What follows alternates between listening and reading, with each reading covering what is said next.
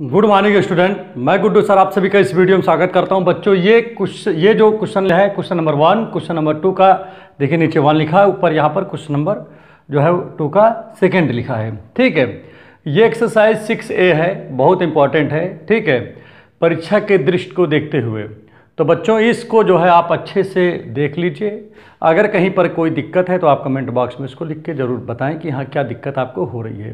ठीक है, जैसे यहाँ पर आपसे एक बात मैं और भी आपको बता देता हूँ।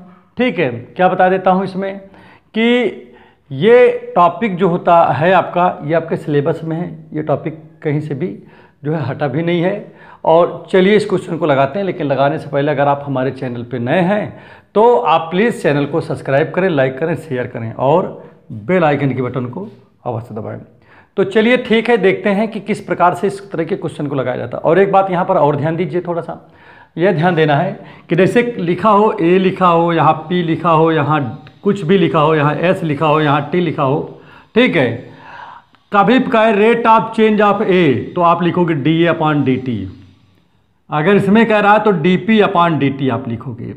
इसमें कह रहा है रेट ऑफ चेंज ऑफ, ठीक है, इंक्रीजिंग रेट, इसमें भी पूछ रहा है कहे what is increasing rate of S, तो इसका मतलब इंक्रीजिंग रेट का मतलब आपको क्या लिखाना पड़ेगा, dS/dt निकालना पड़ेगा। इसमें अगर इंक्रीजिंग रेट पूछे तो आप dt/dt लिखना पड़ेगा। ठीक है, तो ये बातें आपके समझ में आ गया होगा कि किसी भी नंबर का अगर इंक्रीजिंग रेट पूछता है तो आपको क्या करना पड़ेगा, यहाँ पर आपको इस तरह करना पड़ेगा। ठीक है, तो इसको मैं मिटा रहा हूँ और देखिए अब क्वेश्चन को किस प्रकार से लगाएंगे यहाँ पर।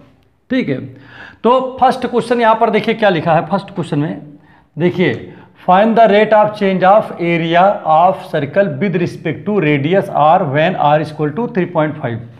तो यहाँ पर देखिए सबसे इंपॉर्टेंट चीज़ क्या है, यहाँ पर सबसे इंपॉर्टेंट चीज़ ये है कि इसमें लिखा है कि rate of change of area, area में कितना चेंज हुआ। ठीक है, ये बताना है, लेकिन किसके रिस्पेक्ट में, r के। तो यहाँ पर देखिए बात हो रही किसके बारे में, पहले ये देखो, बात हो रही है यहाँ पर एरिया के बारे में और रेड मतलब किसके बारे में, रेडियस के बारे में। तो लेट कर लिया करो पहले, let R and A be the radius and area, क्या है, एरिया रिस्पेक्टिवली। ओके, अब आगे यहां पर समझिए। तो अब यहां पर देखिए आपने इतना चीज लिख लिया, जिसके बारे में बात करें पहले आप उसी को लिखो। अब इसके बाद देखिए यहां पर लिखा क्या है, कह रहा है कि find the rate of change of area with respect to r। आपको यहां पर बताना है टू फाइंड, आपको क्या निकालना है भाई, आपको निकालना rate of change of area with respect to r का मतलब यही तो होता है dA/dr। ये मैंने आपको डिफरेंशिएशन में पढ़ा रखा हूं कि नहीं। इसकी वैल्यू बताना है व्हेन, कब बताना है, जब r की वैल्यू क्या लिखा है, 3.5 लिखा है। तो चलिए कोई बात नहीं है, हम बहुत आसान तरीके से इसको लगाएंगे। एक बात मुझे बताइए, हम जानते क्या हैं, वी नो दैट, हमको ये पता है भाई कि एरिया की बात हो रही तो एरिया ऑफ द सर्किल क्या होता है, πr² होता है। ठीक है, अब चलिए इसका डिफ्रेंशिएशन किया जाए। तो इसका जब डिफ्रेंशिएशन किया जाएगा विद रिस्पेक्ट टू r किया जाएगा तो क्या हो जाएगा, dA/dr।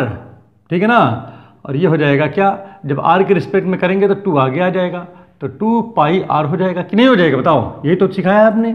अब यहाँ पर देखिए क्या होगा, वैल्यू रखो 2π है ही है, और r की वैल्यू क्या है, पाई की वैल्यू रख दो यहाँ पर चाहो तो, क्या आ जाएगा पाई की वैल्यू 22/7 और r की वैल्यू 3.5 है।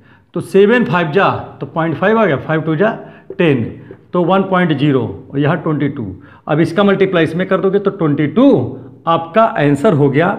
एरिया होता है सेंटीमीटर में है चूंकि, तो एरिया स्क्वायर में होता है तो सेंटीमीटर स्क्वायर हो गया, और अपान में r है, r का यूनिट क्या होगा, सेंटीमीटर, तो ये आपका क्या हो गया, यूनिट। ठीक है, तो आप इस तरीके से फर्स्ट क्वेश्चन को आप लगा लोगे, कॉपी में लिख लीजिए। बोलो एकदम अच्छे से समझ में आ गया, नहीं आ गया, बिल्कुल अच्छे समझ में आ गया होगा, इसमें कहीं किसी प्रकार से आपको जो है आपको दिक्कत नहीं होगी। ठीक है, तो चलिए ठीक है, इसको मैं मिटा देता हूँ। ठीक है, फर्स्ट नंबर को, और क्वेश्चन नंबर सेकंड पे शुरू करता हूँ। ठीक, तो अब देखते हैं सेकंड में क्या लिखा है। सेकंड इसको इतना मिटा रहा हूँ अभी। ठीक, और देखते हैं कि क्या है सेकेंड। तो पहले सेकेंड का सेकेंड बताएंगे, वो फर्स्ट बताएंगे। फर्स्ट आपका क्या लिखा ये है, ये चूंकि ये फर्स्ट है तो पहले फर्स्ट ही बता देता हूँ। रेट देखिए, the radius of a circle is increasing at rate of 5 centimetre per second. Find the increasing of perimeter. तो बात इसमें किसके किसके बारे में हो रहा है, रेडियस के बारे में बात हो रहा है और पेरीमीटर के। तो भाई रेडियस को तो आर से ही लिखते हो, पेरीमीटर को आप पी से लिख दीजिए और यहां पर पेरीमीटर कर दीजिए, बस पेरीमीटर। ठीक है, तो यहां पर आपको समझ में आ गया होगा। तो देखिए रेडियस और पेरीमीटर की बात हो रही है। ठीक है, तो मैंने लिख दिया यहां पर, पूरा लिख दे रहा हूं। ठीक है, लेट कर लिया, let R and P be the radius and perimeter of circle. किसका है ये, सर्किल का है, रिस्पेक्टिवली। ओके, अब यहां पर देखिए सबसे इंपॉर्टेंट चीज क्या है, गिवन में क्या दिया है, इसमें कुछ गिवन में दिया कि नहीं दिया है। तो यहां पर तो भाई गिवन में कुछ चीजें तो दी हैं, वो क्या दिया है देखिए, ध्यान दीजिएगा। यहां पर दिया हुआ है कि ध्यान दीजिएगा, rate of change of its increasing. देखिए द रेडियस, देखिए यहां पर लिखा the radius of a circle is increasing at rate of 5 centimetre per second. तो मतलब जो रेडियस है इसका, रेडियस माने त्रिज्या होता है, रेडियस आर जो है वो इंक्रीज कर रहा है उसकी इंक्रीजिंग रेट है। तो अगर इंक्रीजिंग रेट हो रेडियस में, तो हमने बताया इसके आगे d/dt लगा दिया करो, और ये इंक्रीज कर रहा है इसलिए यहाँ पर +5 सेंटीमीटर पर सेकेंड यहाँ पर लिखा गया। बोलो क्लियर हो कि नहीं क्लियर हुआ। और यहाँ पर पूछ क्या रहा है, पूछ ये रहा है कि इंक्रीजिंग रेट ऑफ क्या, किसकी, पेरीमीटर का। तो यहाँ पर टू फाइंड, आपको फाइंड करने का है dp/dt। ये इंक्रीजिंग रेट ऑफ p पूछ रहा है, समझ में आ रहा है नहीं आ रहा है। तो चलिए इसको लगाते हैं। अब यहाँ पर भी हम लोग जानते हैं, क्या जानते हैं भाई, वी नो दैट। ठीक, क्या जानते हैं भाई, यही जानते हैं कि perimeter of circle equal to क्या होता है, 2πr होता है। अब इसको किसके रिस्पेक्ट में डिफरेंशिएट करना है, इसको तो मुझे भाई किसके रिस्पेक्ट में करना है, टी के रिस्पेक्ट में करना है। तो चलिए कर दीजिए dp/dt, और यहाँ 2π तो है ही है, r को जब करेंगे तो dr/dt हो जाएगा कि नहीं। अब यहाँ पर देखिए क्या है, 2 लिखा है, पाई लिखा है, और dr/dt की वैल्यू क्या है, 5 है। तो यहाँ पर लिख दिया मैंने 5। तो 5 2 कितना आ जाएगा, 10 आ गया, 10π। अब 10π आंसर आपका हो गया, क्या हो गया, आंसर यही आपका हो गया। और चूंकि p पेरीमीटर है इसलिए यहाँ पर सेंटीमीटर लिखा जाएगा, और यहाँ t लिखा टाइम है, टाइम है कि मतलब सेकंड यहाँ पर लिख दिया है। तो कुल मिलाकर के आपका यहाँ पर क्या लिखोगे, therefore rate of increasing of its perimeter equal to, आप ये लिख दोगे। क्लियर हो गया नहीं हो गया। तो ये आपका क्वेश्चन हो गया। ये भी बहुत बढ़िया क्वेश्चन था, देखिए इसमें भी आप दिमाग नहीं लगाए हो। ठीक है, बहुत अच्छे से लग गया। आप इसका जो है कौन सा बताने जा रहा हूँ, अब इसका सेकंड बताने जा रहा हूँ। तो मैं इधर का क्या करता हूँ, मिटा देता हूँ। ठीक है, अच्छा एक चीज देखिए इसमें और क्या दिया है, इसको पहले मिटा देता हूँ तो उसके बाद पढ़ता हूँ। ठीक है, देखिए यहाँ पर लिखा है, if area of circle increasing at constant rate then so that the radius of those, क्या है क्या लिखा, फिर से एक बार देख लो। If the area of the circle increases at a constant rate then so that the rate of increase of its circumference is inversely proportional to the radius। तो यहाँ पर किसकी किसकी बात हो रही है, यहाँ पर बात हो रही है रेडियस की बात हो रही है, सर्कमफेरेंस की बात हो रही है, और किसकी बात हो रही है बताओ, और तो किसी की बात हो रही नहीं हो रही है, हाँ एरिया की बात हो रही है। तो चलिए लिखते हैं, यहाँ पर है लेट करेंगे, लेट पहले किसकी बात हो रही है, देखिए पहले एरिया की बात हो रही है। तो लेट ए, फिर किसकी बात हो रही है बताइए, यहाँ पर पेरीमीटर, सरकमफेरेंस को सी से लिख दिया। ठीक है, एंड उसके बाद किसकी में बात हो रही है, रेडियस की बात हो रही है, आर।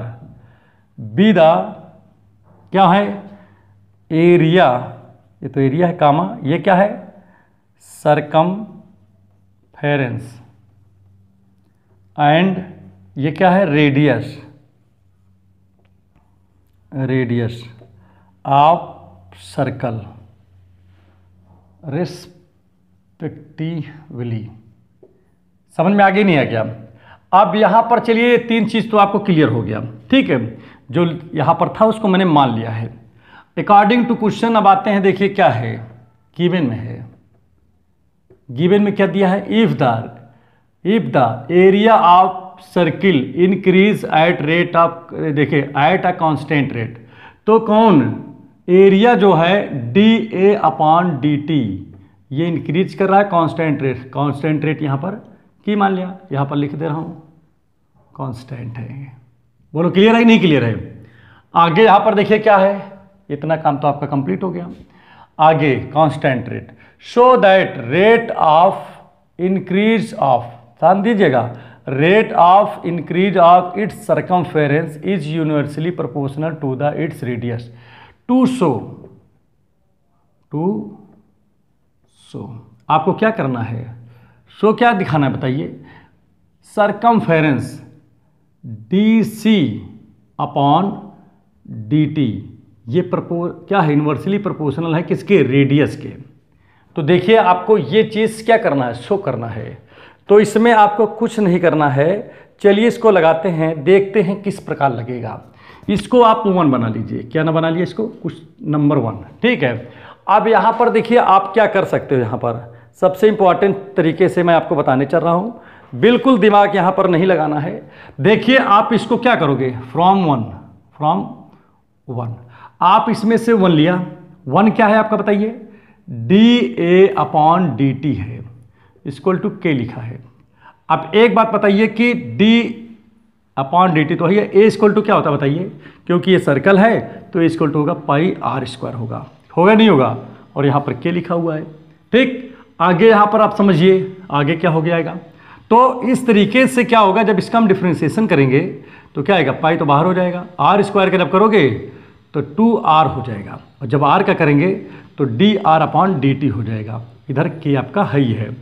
अब यहाँ से वैल्यू हम निकालेंगे अगर dr/dt का, तो k अपॉन क्या आ जाएगा, 2πr हो जाएगा, होगा ही नहीं होगा, क्लियर हो गया नहीं हो गया। इसको यहीं पर छोड़ दिया, ये आपका 2 नंबर बना के, ठीक। अब इसके बाद देखिए बात किस में हो रही है, बात इसमें हो रही है सर्कमफेरेंस में।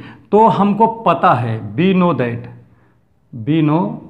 दैट क्या पता है भाई, कि जो सर्कमफेरेंस होता है वो 2πr होता है, किसका, सर्कल का, ठीक। तो चलिए इसको भी क्या करेंगे, इसी सर्कमफेरेंस का ही तो क्या निकालना है बताइए, d/dt निकालना है। तो चलिए इसको t के रिस्पेक्ट में डिफरेंशिएट करते हैं, तो क्या आ जाएगा बताइए, तो आ जाएगा dc/dt, और यहाँ पर देखिए 2π तो बाहर हो जाएगा, जब r का करेंगे तो dr/dt हो गया।